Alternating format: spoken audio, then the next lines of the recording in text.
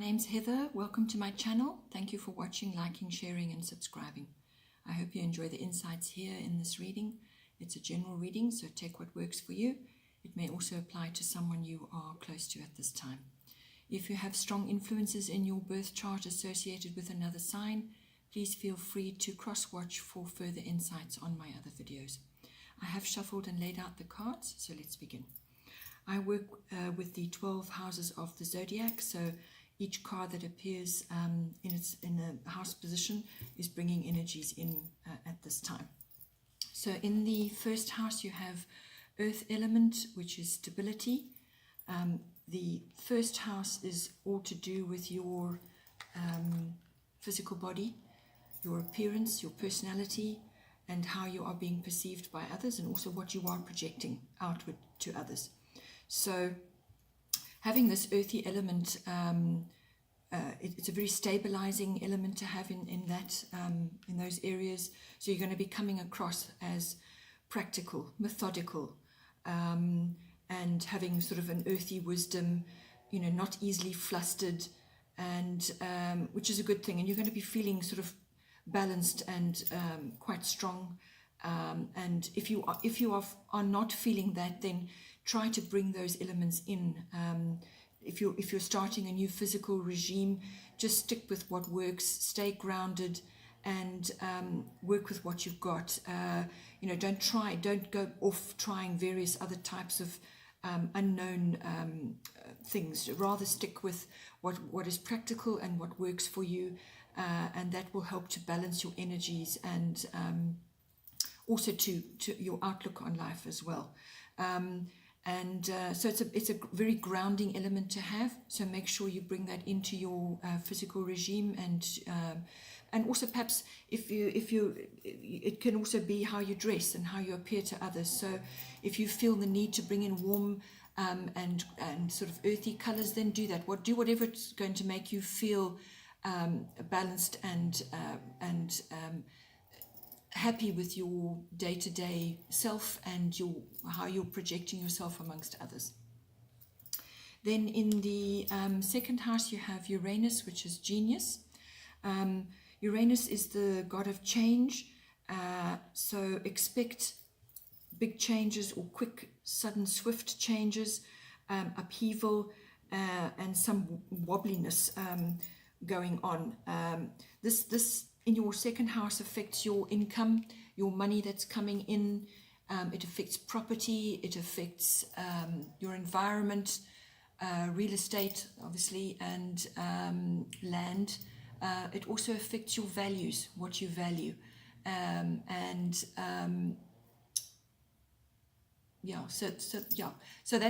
So it's all about ownership as well, and your self-worth. So how you value yourself, your self-worth is affected, and therefore what you value when it comes to material possessions. So Uranus is, as I said, the planet of change. So you may be experiencing a variety of changes, or one big change coming for you in any one of those aspects. And you're going to have to use your genius and your intuition to navigate those changes. And as I said, Uranus is all about quick, sudden change, upheaval, and then moving forward. But in that upheaval, things can feel quite unsettled, actually. So you may also be asked to bring in all your skills, all your, harness your genius abilities. We all have them. Harness those and apply those to the different aspects, as I mentioned. So if it's to do with money, you may be wanting to make a quick purchase, or you may have to make a quick purchase of some kind, or you'll suddenly get inspiration to make a quick purchase, because Uranus can be like that. It can be like a bolt of lightning. Suddenly you get a download that this is what needs to be done, and you can just quickly do it. Or it could be coming for you, it could be coming to you. But always use your intuition on that, and put your systems in place, and have ways and means of coping with change when it comes to those aspects. It could also just be a change of what you value. Perhaps you're going through different phases in life, and now what you used to value when you were younger is not appropriate for you anymore as you get older. There's many different ways that can apply, and it also could be to do with property as well. There could be sudden quick changes there. Then in the third house you have Grand Trine, which is blessings. This is all about flow.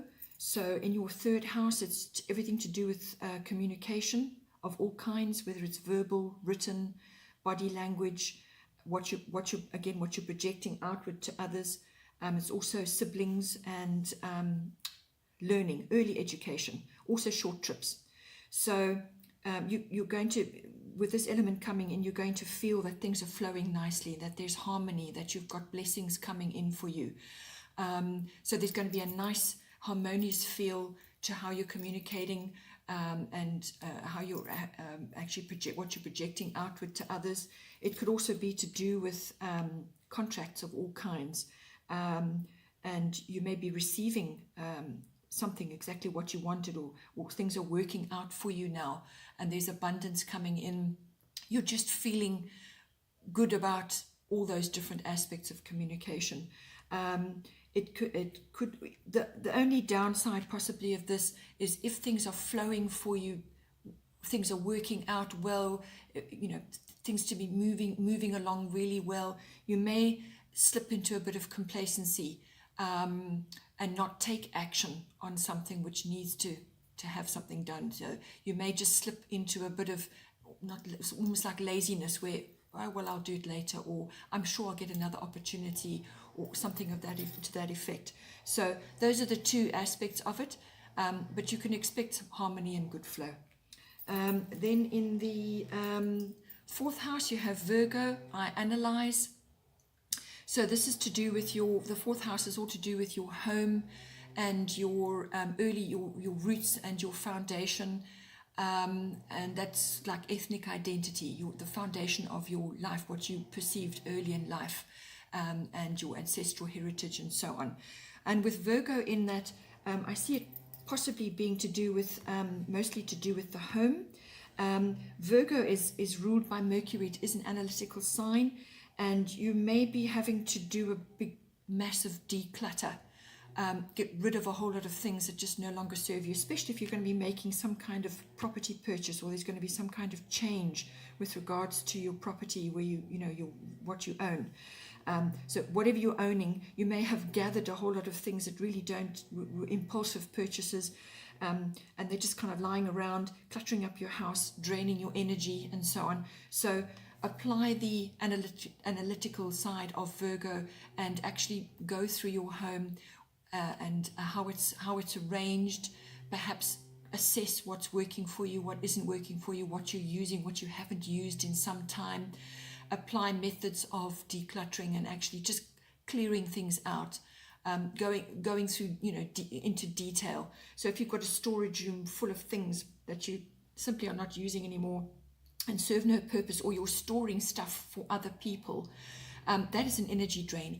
Any form of storage is going to drain your energy. So clear it out, cut it out, sort it out, go through the detail, actually tackle those issues, because as soon as you do that, you're going to free up a tremendous amount of energy for yourself, and then you can use that energy in other areas of your life where it's going to be needed. So I feel it's going to be to do with that. It could also just be analyzing, your actual structure, your home, and the property that you own, where you're actually living. Is it working for you? Is the structure suitable? Do you need to perhaps bring in fresh furnishings? Do you perhaps need to change the way it's arranged? There's a lot of aspects to that. Then in the fifth house you have Aries. I am. Your fifth house is to do with children. And it's to do with creativity and love affairs, having fun, sports, recreation, gambling even, any of those sort of light-hearted activities. But this is quite a physical sign, so it could be that you are embarking, trying a new sport, or thinking about going into a different type of sport, or just looking into various types of recreation which are going to suit you at this time, but you're going to go at it with quite a lot of energy and action, or you're being asked to bring that in and actually take action to find a recreational activity which is going to help you and make you feel good about yourself. Also, if it's to do with children, you may have children who are having to compete. Perhaps it's in sports or in some other kind of sphere, but you may be seeing this energy and action and competitiveness or self-improvement. Really, that's also what it is as well. You may be witnessing it through them, and you may have to give them guidance and so on. Or you may be going through it with your children. There's lots of different ways, but you're going to be asked to either bring that into your fifth house, or the fifth house aspects, or you're going to see your children going through it. If it's a love affair, you may have more than one option. You might have a few going on, but it's all about taking action. It's taking the lead in that and actually going for it in whatever way that is for you. The fifth house is romantic, so you've got to bring out all that, harness all that Aries energy, which likes to be first in line, likes to be first one at the door, and also likes to take the lead and be in charge, and lots of activity and enjoying lots of different types of activities with a partner, and it could also be sports together. There's lots of different ways that could come out. Then in the sixth house, you have Neptune, which is sacrifice. It's many other things, but that's one of the things that comes up. Neptune is a watery planet, and it's appearing in your sixth house, which is your house of work, mastering your craft, and your work colleagues, your workplace, and your day-to-day routine, your work projects. It's also massively to do with health and diet, and pets also fall into this house. So you may, there's lots of different connotations to this card. You may be going through a slightly confusing period, or a period where your work or your workplace or the people that you're working with, there's a bit of confusion, uncertainty, things are not clear, and maybe even deception going on, because those are the sort of the difficulties of a Neptune aspect. The other side of it is very imaginative, connection to the divine, very deeply spiritual, and there's a lot of healing involved in that, and there's lots of different aspects to it, but it really is it can be a very beautiful aspect to bring in to your work projects. It could also make you a bit dreamy and otherworldly and subject to illusions, fantasizing, or disillusionment. So if you're needing to bring in imagination and fantasy into your work that you're perhaps producing, perhaps you're busy with a writing project, or then harnessing those aspects are wonderful for you. It's tapping in to the energies around you. It's tapping into the divine. It's also to do with the chakras, the top chakra, your crown chakra, and your third eye. It's all of that sort of area. So you may just be harnessing or getting downloads which are going to assist you, but always be aware that there is the slightly deceptive side of it as well. Things may not be clear, or subject to illusion, like rose-tinted spectacles almost. When it comes to health and diet, Neptune rules all kinds of addictions and like alcoholism, drugs. So just be aware that you need to manage that, and if you have got issues, then seek help. Or if you're struggling with, perhaps you've been given a medicine, or a medical regime which is not working for you, or it's creating problems, then you will have to deal with it. It covers medicine, it covers healing of all kinds, and all those sort of prescription medicines may come in. So just be aware that it can manifest like that, and you may just need to take action on that and work through that, find a healthier way to deal with things, perhaps go on to natural or alternative therapies and so on. Or you could also be working with somebody who is going through perhaps the negative sides of Neptune. Perhaps they're experiencing difficulties. You may be witnessing that through somebody else that you work with. And you're experiencing, you're sort of going through whatever their health issues that they're having and so on.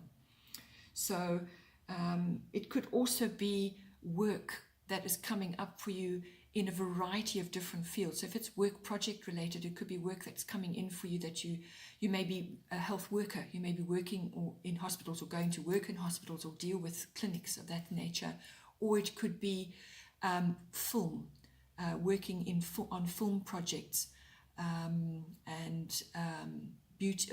It covers the arts as well, so any kind of artistic endeavors. Then in the 7th house, you have Jupiter return, which is benefits. This is a wonderful aspect to be having in your 7th house. The 7th house covers your relationships, your close relationships, your committed relationships, your one-on-one personal relationships, and your business partnerships.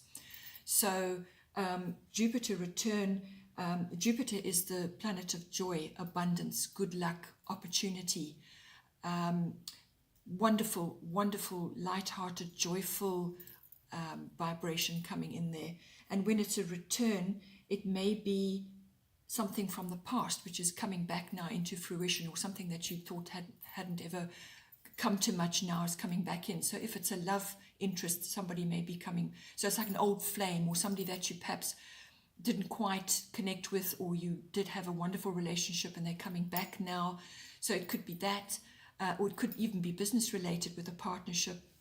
Perhaps you're picking up the reins with somebody again, but it brings lots of beneficial vibrations in. It's a very joyful and lucky aspect, and very opportunistic. You could see the opportunity to be with somebody. You could be, because the 7th house is the next step after the 5th house, which is love affairs. So if you've taken action in a love affair, if you've actually taken action and taken the reins there, and the next step is go into a more committed partnership, a more committed relationship. So therefore Jupiter coming in there is a very harmonious aspect to be having. And you can expect a joyful, abundant relationship at this time. And yeah, it's just a very happy aspect to be having in that. And it could also be that you're projecting that outward to others. You're coming across as abundant and joyful and generous in your relationships. And there's flow and there's harmony, and it's just a happy period in your life. So you could be projecting that, and therefore it's going out and it's being reflected back to you.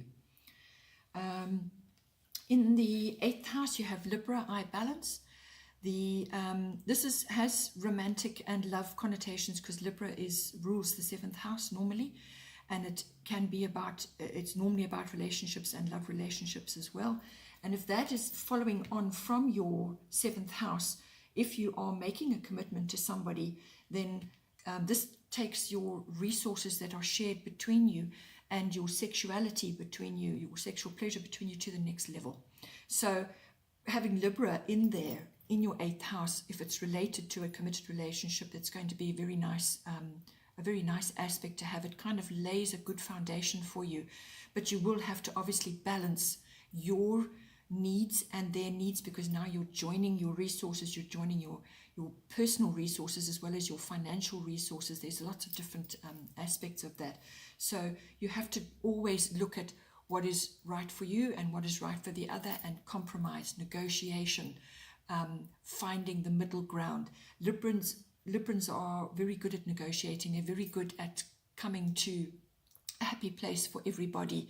They strive for that, and they don't like being in an inharmonious environment. If it's a business relationship, you can expect the same kind of aspects coming in. Find the balance, find the middle ground where everybody's happiness is met, as far as possible.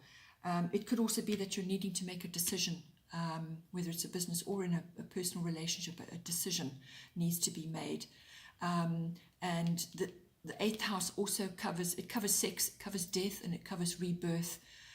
It's also big money. So that will be investments, insurances, taxes, and other people's money as well. So you may be working in a field where you're dealing with other people's money, or it's your partner's money, or it's family money. But it's big finance. It can also be, when it comes to joint finance, it can be between you and your partner, and it's an amalgamation of your assets. It can also be the ending of something and the beginning of another, or the symbolic death of something and the emergence of something coming out of the ashes like a phoenix. So one door closing, another door opening, and it could also be a sort of ego death, where now, because you're moving into partnership with somebody, your egotistical desires and what you thought absolutely was the right thing to do and you refuse to change, well, in the eighth house, you will have to make adjustments. If you want a harmonious relationship, if you want to move forward with this person, or this, in this business relationship, you're going to have to balance your needs and theirs. Okay. Then in the ninth house, you have Scorpio, I transform. So this is your sign appearing now in the ninth house. And so ninth house covers all kinds of aspects, really. It's quite a broad house. It covers international travel. It covers publishing and teaching, and the sort of like promotional work. It covers higher learning, like going to university. It's more mature learning, university or higher education of some kind. It covers religion, and it covers philosophy, and also your belief systems. So with Scorpio in there, you can expect some kind of transformation to be occurring, or for something to be coming out from the depths now, something that perhaps you didn't notice before or wasn't clear before, now is rising to the surface for you to look at. Because Scorpio, as you know, is ruled by Pluto. Pluto rules the underworld, and anything hidden, Pluto tends to pull it out, pulls it out from literally underground, from something that just wasn't clear before. So you may be experiencing that in any one of those spheres. It also, I feel, is also to do with self-analysis, and this is deep self-analysis, looking at perhaps your religious beliefs, and your philosophical understanding of the world, or perhaps relationships, or there's many connotations, or just for a particular field that you may wanting to be studied. But this is deep. This is not a frivolous surface study. This is going into the deeper realms of whatever it is that's coming up for you in that ninth house. It could also be that you may travel internationally, and it expected to have a transformative effect on you. But I don't think it's going to be a sort of a frivolous trip. It would be something that is of great interest to you, something that is deeply interesting to you. And if you are following past lives, or you're interested in past lives, or you're interested in the past, perhaps it's your family legacies, your ancestral heritage, and so on, you may be wanting to explore that from an international point of view. And you may be wanting to dig deeper and look at those and actually go through things to a much deeper level than what has been your previous understanding. But it brings about transformation nonetheless. And if you are, for instance, if you are working in the publishing field, whatever you may be working on may have a really transformative effect on the world around you, or the people around you, and so on. Or you may just read something or come across something which is going to deeply transform your own personal understandings. It's also obviously a house of mystery. So there's a lot of connotations when it comes to belief systems. There could be a lot of prophecy involved. This house also rules the law, the higher courts. So if you're in the legal profession, or you're involved in that, and somehow, some way, you're expected to be having some kind of deeper interaction there. Then in the 10th house, you have Chiron, which is all about healing. Chiron is wisdom through pain. So it's appearing in your 10th house, which is the house of career, reputation, authority figures, your public status and fame, if that applies to you. For most people, it's career or their public status and possibly reputation as well. So with Chiron, you're going to be either going through a deep period of healing and also transformation to rise from the depths. So you may have had problems in your career or may have had a really difficult period. You may be sort of emerging out of that now. But it is a healing process. There are going to be many facets to that which you're going to have to work your way through. So it's rising from the depths, from the pain that you may have experienced. Perhaps you had to change something in your career. Perhaps you lost your career through, perhaps you were retrenched or something happened, and now you're having to sort of rise out of that and tackle something different, take a new sort of path or make a new choice. But you may have been through the mill and now you're recovering from that. You've got to sort of tend to your wounds and pull yourself out of it and move forward. So wisdom through pain. But on the other side of that, you will actually grow to be, really strong, and you will have learned a lot. It could also mean a change of career, perhaps into medicine or alternative healing, any kind, alternative healing therapy or following alternative healing. It could be an interest that is now becoming a career, something like that. Then in the 11th house, you have lunar eclipse, which is change. Also, again, very transformative. So there could be a theme here. There could be a theme here where you are now going to be studying something at a much deeper level. Something has gripped you and now you need to study it further, and it's going to be really transformative for you. And it could be in your career. It could be following on that you're now choosing a career which deals with all those different aspects, the healing, medicine, and even alternative healing. And then now comes the 11th house, which is all to do with your interests and your hobbies and your networks and your groups that you're members of, clubs that you're a member of, and your ideals, social groups, and your personal friendships. So there could be a flow there. What you're moving into is going to now bring about change in your friendships. Perhaps you're going to be making new friends because you're now studying something in an institution, or you are entering groups which are appropriate now to what you're understanding or what you're learning about, or just what you're interested in. And the networks that you've usually been dealing with may be going through a change as well. Or it could just be, as I said, a change of career, or you're now having to come out of a very difficult career transition, and now you are changing who you're interacting with on your social networks and on your business networks and so on. So this, because it's lunar, it goes through phases. So you will either have been experiencing phases of change, sort of rising and falling and so on, or it could be aspects of change coming up for you, and this can be over 6 weeks to 6 months, and there's going to be transformation. It indicates a quick, really quite an unsettling kind of a change. It could also be that you're associating, or your friends are changing, or you have a friendship which is going through phases, and that person may be experiencing changes and you are witnessing it on their behalf. So they could be going through physical changes, emotional changes. Lunar is always emotional, so it rules emotion. So you could be witnessing this in others, or witnessing it in a friendship, or your friendships could be going through some sort of evolution over a period of time. And this also indicates feminine aspects. So it could be a female friend that is experiencing changes, or you are changing your female friendship circle.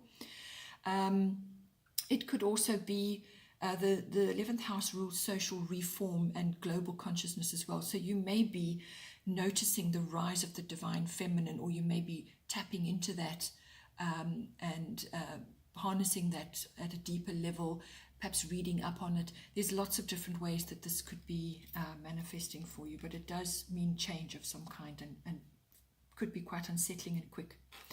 Then we have in your 12th house, you have Yod, destiny.